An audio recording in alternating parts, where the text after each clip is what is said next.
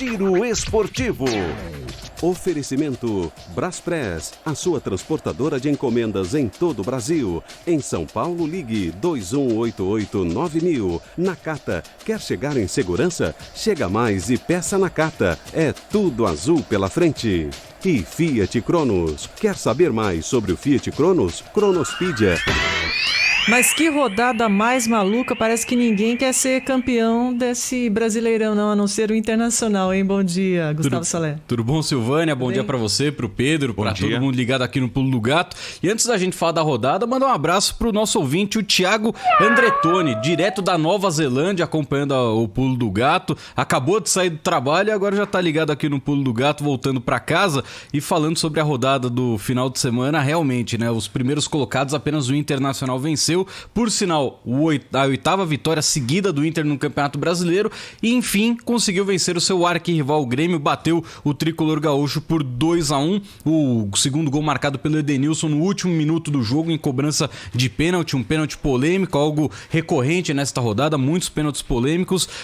Também, no domingo, o Atlético Paranaense venceu o Flamengo por 2-1. O Ceará, pelo mesmo placar, bateu o Palmeiras. O Atlético Goianiense venceu o Fortaleza por 2-0, mesmo placar para Sport e Bahia, o Sport fugindo da zona de rebaixamento. Ontem na Vila Belmiro eu acompanhei um dos jogos mais malucos desta rodada. O Santos vencia por 2-0, o segundo gol marcado pelo Caio Jorge, aniversariante do dia. Só que aí o Goiás virou, venceu por 4-3. O Marinho ainda marcou um gol e se igualou ao Thiago Galhardo como artilheiro do Campeonato Brasileiro. Fluminense venceu o Botafogo no Clássico do Rio de Janeiro por 2-0. E no sábado tivemos o empate de São Paulo contra o Curitiba por 1-1. O Vasco batendo o Atlético Mineiro por 2-0 e hoje às 8 horas da noite o Corinthians recebe a equipe do Bragantino na Neoquímica Arena. Então a tabela de classificação do Campeonato Brasileiro tem o Inter na primeira posição com 62 pontos, São Paulo com 58, Flamengo 55, Atlético Mineiro 54, Palmeiras e Grêmio com 51 e na zona de rebaixamento o Bahia é o primeiro que abre a zona da degola com 32 pontos, seguidos de Goiás, Coritiba e o Botafogo é o lanterna com 23 pontos. E agora vamos falar de uma situação muito triste porque tivemos um trágico acidente envolvendo jogadores e o presidente do Palmas, time do Tocantins. Os 4 jogadores acabaram falecendo. O Centro de Investigações e Prevenção de Acidentes Aeronáuticos vai investigar as causas da queda de um jatinho em Tocantins. Acidente que matou o presidente do time de futebol do Palmas e 4 jogadores além do piloto. A aeronave caiu perto da pista de pouso da capital do estado, Palmas. Eles seguiam para Goiânia, onde o clube faria a final da Copa Verde contra o Vila Nova, jogo que aconteceria hoje. O avião de pequeno porte havia sido fretado pelo empresário e presidente do clube, o Lucas Meira, de apenas 32 anos de idade. Os atletas que também estavam no jatinho eram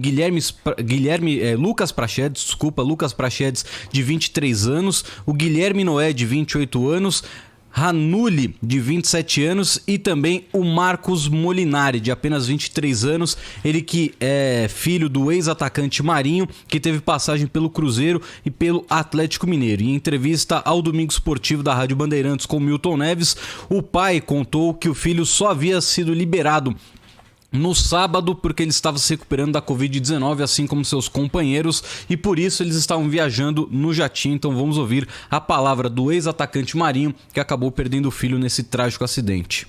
Ele estava de Covid e ontem acabou a quarentena dele. E eu estava tomando café, um amigo que a gente tem em comum, que joga hoje com meu filho, ele foi mandar uma mensagem na rede social me pedindo meu número. E assim que eu mandei, eu já imaginava, porque meu filho falou, tô com medo, nós vamos viajar no avião de 5 lugares. E ele odiava o avião, ele não gostava. Na hora, falta até força para segurar o telefone, mas igual eu falei, como eu sou o cabeça da casa, eu tenho que respirar fundo. A dor é muito grande, mas eu tenho que ser forte nesse momento.